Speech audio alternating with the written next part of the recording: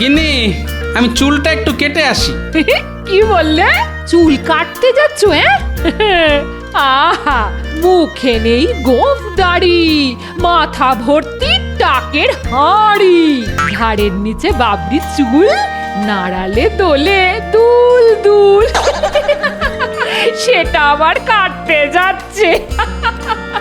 আহা, একটা শুভ কাজে যাবার সময় টাক নিয়ে টিপ্পনি কেটো না তো।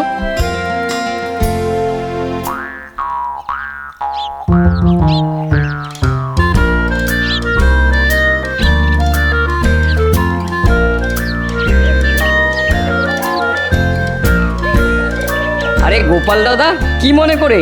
এই কদিন ধরেই আসবো আসবো করছিলাম, দেখো না চুলটা না বড্ড বেড়ে গেছে গো, একটু কেটে দাও দেখি। যাই টক করে চুলটা কেটে আর গোফটা ছেটে আসি। কৈলাস, আমার চুলটা একটু কেটে দে দেখি। এই তো গোপাল দাদার হয়ে গেছে, এবার আপনারটা ধরবো। বাহ, চমৎকার হয়েছে। সত্যি তোমার হাতের কি গুণ গো, হ্যাঁ? বয়সটা যেন 10 বছর কমে গেল। তাহলে আসি ভাই।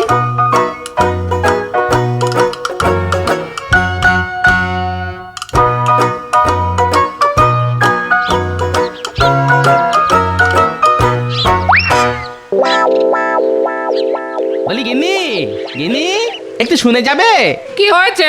যা বলবার তাড়াতাড়ি বলে ফেলো। কেন গো, কিসের এত তাড়া তোমার? বলি আমি ডাকলেই কি তোমার তাড়া লাগে? এমনি এমনি তো ডাকনি, নিশ্চয়ই কিছু মতলব আছে। সোজা কথা বলে দিচ্ছি, আমি এখন তোমার কোনো কাজ করতে পারবো না। হ্যাঁ, ভাত চাপিয়ে এসেছি। আহা গিন্নি, রাগ করছো কেন? আমি একটা ছোট্ট কাজের জন্যই তোমাকে ডেকেছি গিন্নি। কাজটা খুবই ছোট, সামান্য, তুচ্ছ। আচ্ছা ঠিক আছে ঠিক আছে, আমাকে বেশি বোঝাতে হবে না, আমি বুঝে গেছি তোমার থেকে আমার বুদ্ধি কিছু কম নয় গো। তাই নাকি? তা বলো শুনি, তুমি কি বুঝে গেছো? কেমন তোমার বুদ্ধি? তোমার হাতের ওই পুরনো নোংরা গামছাটা দেখে যে কেউ বুঝতে পারবে যে ওই গামছা তুমি সেলাই করে আবার ব্যবহার করার চিন্তা করছো। এটা পুরনো? এই তো বছর 3 আগে হাটবার থেকে কিনলাম, আরো বছর 3 হেসে খেলে চলে যাবে। শুধু একটু সেলাই করতে হবে, এই যা। তোমার লজ্জা করে না? এই এক গামছা 3 বছর ধরে ব্যবহার করে চলেছো। বলি কিপটে বুড়ো, আর কত কিপটে আমি করবে। ছি ছি ছি ছি ছি ছি। হাই হাই গিন্নি, কি হবে গো? তুমি কি সত্যি চাও এই ছেঁড়া গামছা নিয়ে আমি রাজসভায় যাই আর সবাই আমায় ব্যঙ্গ করুক? না, সেটা চাই না বলেই কাল আমি তোমার জন্য নতুন গামছা কিনে এনেছি। এই নাও। বলি করেছো কি গিন্নি? আমার কথা ভেবে তুমি নতুন গামছা নিয়ে এসেছো? এই যে অভাবনীয়, আমি তো ভাবতেই পারছি না। মূলজা, এখন যাও, চান করে এসো, তোমার ভাত বাড়ছি, রাজসভায় যেতে হবে তো।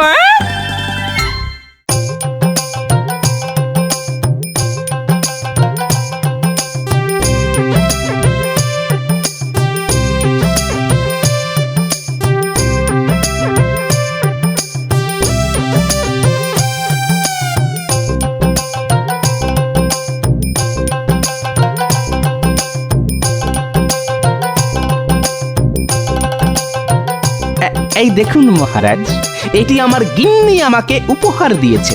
বাহ বাহ বাহ, চমৎকার গামছা গোপাল। তোমার গিন্নির নজর কিন্তু বেশ উঁচু দরের। ঠিক বলেছেন মহারাজ, এটি অত্যন্ত উন্নত মানের গামছা, এর কাপড়ও খুব ভালো। মহারাজ, সত্যি এর থেকে আর ভালো উদ্ভাবনীয় আবিষ্কার হয় না। কি সাংঘাতিক! অতি সুন্দর গামছা গিন্নি দিল গোপালকে। গোপাল বেজায় খুশি, দেখিয়ে বেড়ায় সকলকে। এত সুন্দর গামছা গোপালের প্রাপ্যই ছিল মহারাজ। গোপালের কুষ্টি ছক বলছে গোপাল আরো এমনই সুন্দর সুন্দর জিনিস পাবে ওর গিন্নির থেকে। সাধু সাধু। না হে গোপাল, তুমি ভাগ্যবান, তোমার তো গামছা জুটেছে। আমার ভাগ্যে তো কতদিন কিছুই জোটেনি। সারা জীবন শুধু সংসারের জন্য করে গেলাম, পেলাম না কিছুই। গোপাল, তোমার এত সুন্দর মন, এটাই আমার না খুব ভালো লাগে। তুমি আর তোমার গিন্নি নাতি নাতনিদের নিয়ে মহানন্দে থাকো, আর এটাই আমি সব সময় চেয়ে এসেছি। আপনার ভালোবাসায় আমি কৃতজ্ঞ মহারাজ। এটা কি হলো?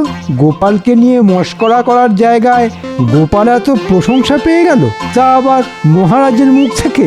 দাঁড়াও, আমিও কাল দেখাচ্ছি কি করে দারুণ প্রশংসা আদায় করে নিতে হয়।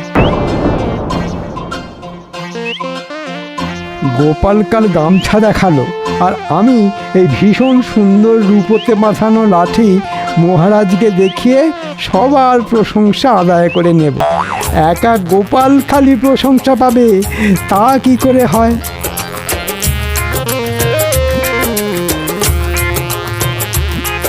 মহারাজ, আমি সব সময় দেরি করে আসি বলে মন্ত্রী মশাই আমাকে বাঁকা কথা বলে, কিন্তু আপনি লক্ষ্য করে দেখবেন মহারাজ, এখন কিন্তু আমি আর দেরি করি না, বরং মন্ত্রী মশাই নিজেই দেরি করছেন। তা তো চিন্তার কারণ বটে। মন্ত্রিত্ব এরকম দেরি হবার কথা নয়। মহারাজ, মনে হয় আমাদের মন্ত্রী মশাই খাজনা আদায়ে ব্যস্ত। ওহে পণ্ডিত, বলি এক পক্ষকালে আর কতবার খাজনা আদায় হবে? না গোপাল, তুমি ঠিকই বলেছ। মন্ত্রীর দেরি করা আমাকে সত্যি ভাবাচ্ছে। আমাকে মার্জনা করবেন মহারাজ, আজ আমি দেরি করেছি। অবশ্য গোপাল যখন দেরি করে বারবার আপনার মার্জনা পেয়ে থাকে, সেখানে আমি নিশ্চিত মাত্র একদিন দেরি করবার জন্য আপনার মার্জনা আমি পাবো। আবার আমার নাম করার কি দরকার তা তো বুঝছি না। হ্যাঁ হ্যাঁ, বেশ বেশ, মার্জনা করলাম, কিন্তু তোমার দেরি করার কারণ কি? মহারাজ, আপনি এই লাঠি দেখতে পাচ্ছেন? হ্যাঁ, সে তো দেখতেই পাচ্ছি। ওপরের এই অংশটি দেখুন, সম্পূর্ণ রূপোতে বাঁধানো। বাহ মন্ত্রী, বাহ, লাঠিটা দেখতে কিন্তু চমৎকার লাগছে। কি বলো তোমরা সবাই? এ লাঠি নয় লাঠি, এ যেন জাদু কাঠি। কিন্তু মহারাজ, লাঠির সাথে দেরির কি সম্পর্ক? হ্যাঁ, তাই তো মন্ত্রী, কিন্তু লাঠির সাথে দেরির কি সম্পর্ক সেটা তো বুঝলাম না। হ্যাঁ মহারাজ, সম্পর্ক আছে। আমি এই লাঠি নিয়ে আজ হেঁটে হেঁটে আসছি।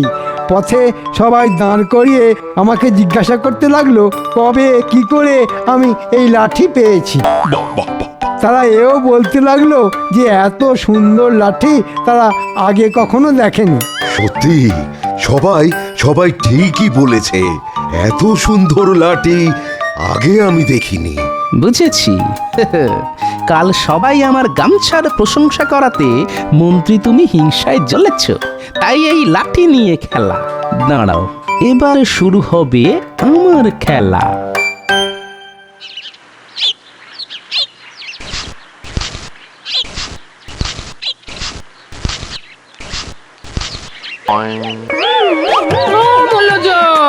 বলি কি ভীমরতি ধরলো?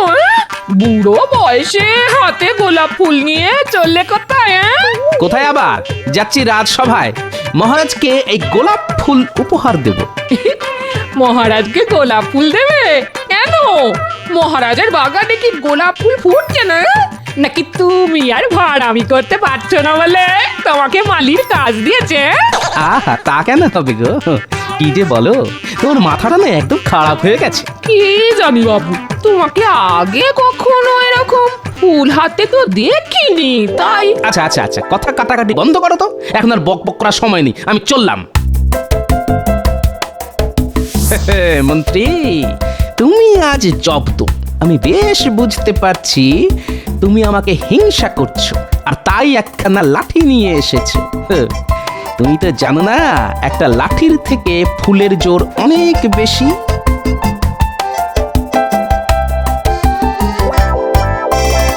এটা কি হলো? গোপাল কি মহারাজকে গোলাপ ফুল উপহার দেবে নাকি? সর্বনাশ! মহারাজ তো আনন্দে গোপালকে অনেক আশীর্বাদ করবে। না, এটা কিছুতেই হতে দেওয়া যায় না। আমি আসছি গোপাল, হ্যাঁ।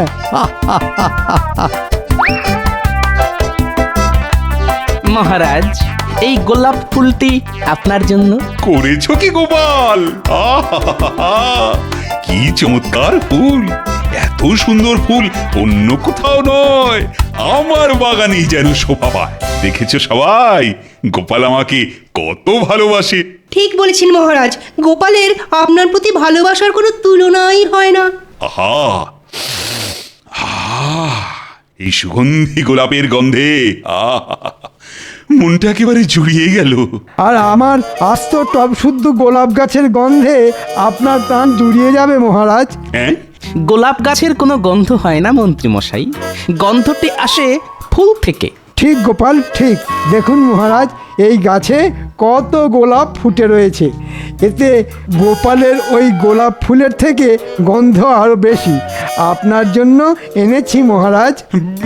বেশ মন্ত্রী বেশ, তুমি দেখছি আমাকে খুব ভালোবাসো, গোপালের থেকেও বেশি ভালোবাসো, আমি বেশ বুঝতে পারছি। কি ভয়ঙ্কর হিংসা! নিশ্চয়ই আমাকে পথে গোলাপ ফুল হাতে হাঁটতে দেখেছিল। ঠিক আছে,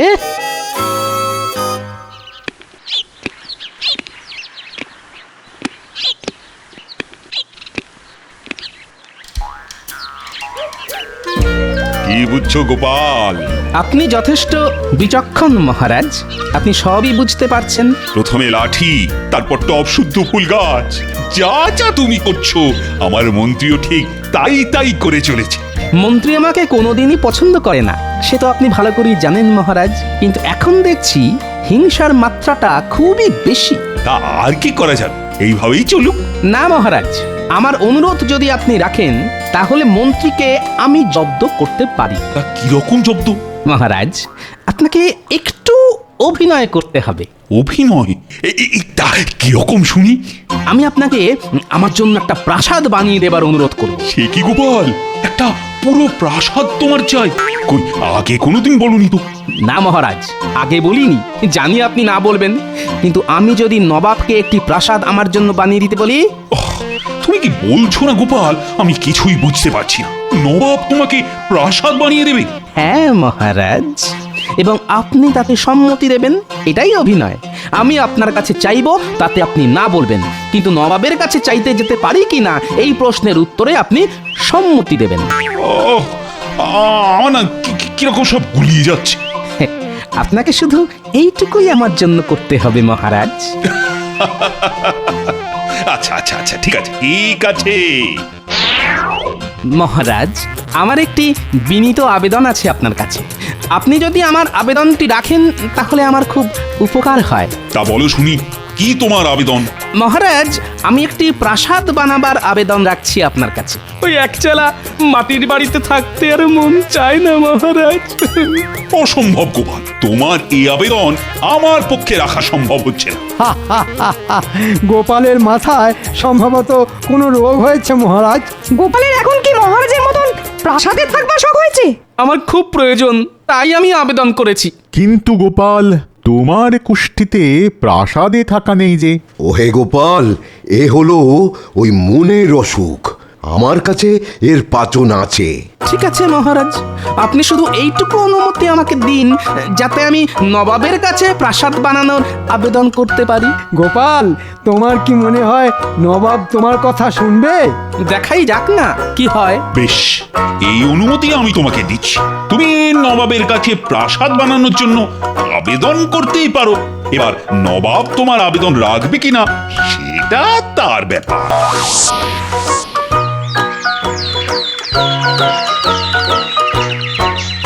চললাম গিন্নি, একটু দেখে শুনে থেকো কদিন। চললে মানে কোথায় যাচ্ছ? যাই একটু হাওয়া বদল করে আসি।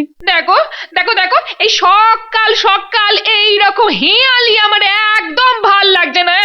আরে বাবা, নবাবের কাছে যাচ্ছি। হ্যাঁ, নবাবের কাছে? মানে সেই মুর্শিদাবাদ? নবাবকে একটি প্রাসাদ আমার জন্য বানিয়ে দিতে বলি। বলি তোমার মাথাটা কি একদম খারাপ হয়ে গেল গো? এবার এবার নবাব যখন ক্যাক করে ধরবে না তখন বুঝবে কে যে কাকে ধরবে সেটা ঠিক সময়ে জানতে পারবে।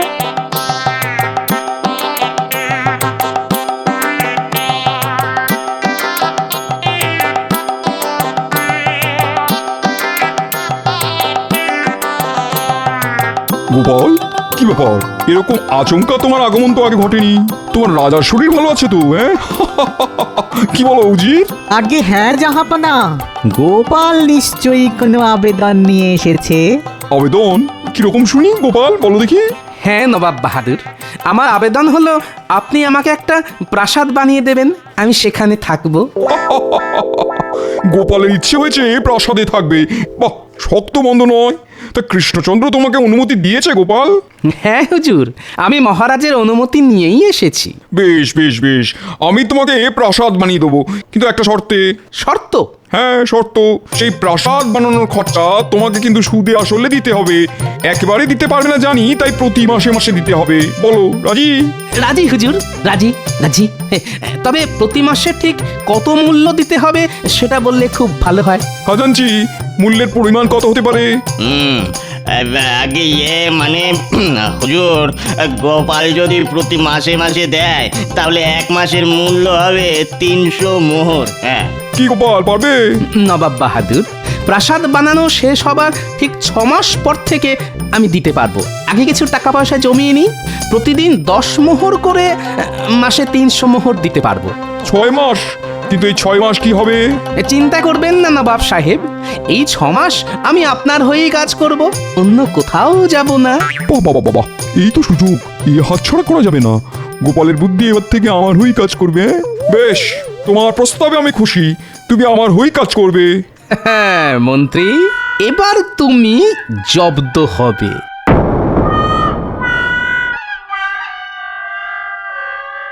মহারাজ, অনেক দিন হয়ে গেল গোপাল রাজসভায় আসেনি। এরকম তো দিনের পর দিন চলতে পারে না। আজ সকালেই আমার কাছে গোপালের একটি পত্র এসেছে, আর তাতে গোপাল জানিয়েছে তার প্রাসাদ নবাব বানিয়ে দিয়েছে, সে এখন সেই প্রাসাদেই থাকছে। হ্যাঁ, কিন্তু এ কি করে সম্ভব হলো মহারাজ? একজন লোক রাজসভার কোনো কাজ না করে প্রাসাদে বসে আছে। নবাব গোপালের কথায় যদি খুশি হয়ে প্রাসাদ বানিয়ে দেয়, আমার তো কিছু বলার নেই। গোপাল রাজপ্রাসাদে, নবাব পড়বে ফ্যাসাদে। গোপাল একটা আস্ত প্রাসাদ পেয়ে গেল না, আমাকে গিয়ে দেখতে হচ্ছে। আমিও নবাবের কাছে প্রাসাদ বানিয়ে দেবার আবেদন করব। একা গোপাল আস্ত প্রাসাদে থাকবে, এটা কিছুতেই মানা যাচ্ছে না।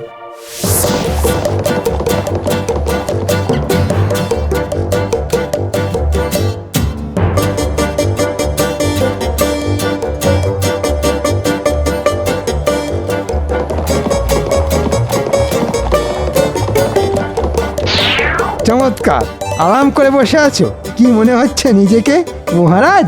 মন্ত্রী মশাই যে, না আমি মহারাজ হতে যাব কেন, আমি তো গোপাল, গোপাল ভাঁড়।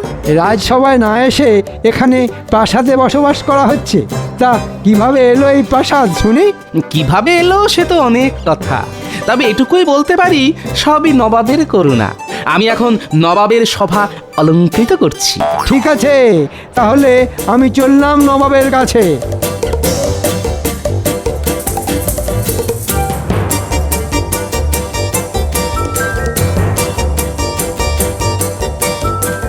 কি খবর মন্ত্রী, তুমি কৃষ্ণচন্দ্রের রাজসভাতে না থেকে এখানে হাজির হলে কেন? তোমাকে তো আমি ডেকে পাঠাইনি। নবাব সাহেব, আমি একটা আর্জি নিয়ে আপনার কাছে এসেছি। সবাই তাই আসে, শুনি শুনি তোমার কি আর্জি? আপনি গোপালকে যেমন প্রাসাদ বানিয়ে দিয়েছেন, সেই রকম আমাকেও বানিয়ে দিতে হবে।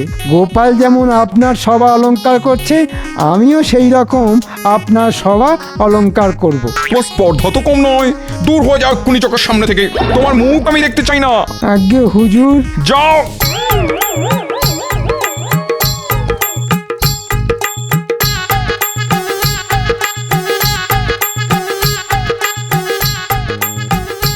কি মন্ত্রী মশাই, নবাব আপনাকে প্রাসাদ দিল না? নিজে এখন প্রাসাদ পেয়ে অনেক বড় বীর হনুমান হয়ে গেছো। তবে শুনে রেখো, আমি কিন্তু কৃষ্ণনগরের মন্ত্রী, আর তুমি একটা ভাঁড়। আমার আপনার মতো অত হিংসা অহংকার নেই মন্ত্রী মশাই, আমি এক কথায় এই প্রাসাদ মুক্ত হস্তে দান করে দিতে পারি। বাবা, তাই নাকি? তা এতই যখন দরদ, তাহলে আমাকে দাও না দেখি, তুমি কত বড় দাতা। বাহ, এই তো সুযোগ। দাঁড়ান মন্ত্রী মশাই, আমি নিচে আসছি।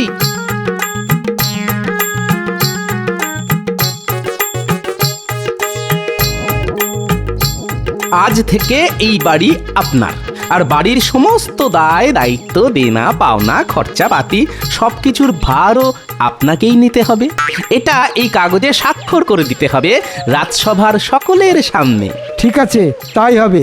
একটা আস্ত প্রাসাদ বিনামূল্যে পেলে তার দায়ভার তো একটু নিতেই হবে। শুধু একটু আধটু না মন্ত্রী মশাই, পুরোটাই। আচ্ছা ঠিক আছে, নেব সব দায়িত্ব নেব।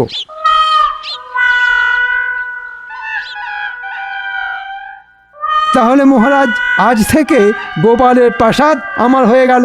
হ্যাঁ, সে তো হলোই। তার সাথে ওই প্রাসাদের সব দায়ভার খরচপাতি সবই আপনার। এই প্রাসাদ এখন আমার। কি আনন্দ, কি আনন্দ! গোপালের থেকে এই প্রাসাদ হাতে নিয়ে আনন্দটা আরো বেশি হচ্ছে। আমি আর ভাবতে পারছি না। কে তোমরা? হঠাৎ করে আমার সামনে এসে দাঁড়ালে কেন? আপনি কি এই গোপাল ভাঁড়ের থেকে এই প্রাসাদটা কিনে নিয়েছেন? গোপাল আমাকে এই প্রাসাদ দান করে দিয়েছে। আমি এখন এই প্রাসাদের সর্বেসর্বা, বুঝলে? তাহলে তোমাকেই টাকা দিতে হবে। মানে কিসের টাকা? এই যে শুনুন, পুরো 1 মাস কেটে গেছে। প্রতিদিন 10 মোহর মানে 1 মাসে 300 মোহর তোমাকে এক্ষুনি দিতে হবে, বুঝেছো? এক্ষুনি দিতে হবে। আজ মাসের শেষ দিন, এক্ষুনি 300 মোহর চাই। কই, গোপাল তো এসব কিছু বলেনি। আপনি চুক্তিপত্র স্বাক্ষর করেছেন। এই বাড়ির সমস্ত দায়ভার পাওনার দায়িত্ব আপনার, তাই টাকা আপনাকে দিতেই হবে, দিতেই হবে। আমি কোথা থেকে দেব? আমার মাইনেই তো 100 মোহর। আমি এসব দিতে পারবো না। পারবি না বলছি? একে কি করা যায় বলতো? কি আবার? কি আবার? নবাবের কাছে নিয়ে যেতে হবে, সেখানে বিচার হবে। পাওনা না মেটালে ওই কারাদণ্ড হবে। ওরে বাবা গো, ও বাবা গো, আমার সর্বনাশ, আমার সর্বনাশ কি হলো গো? আমি গোপালের প্রাসাদ নিয়ে কি প্রাসাদে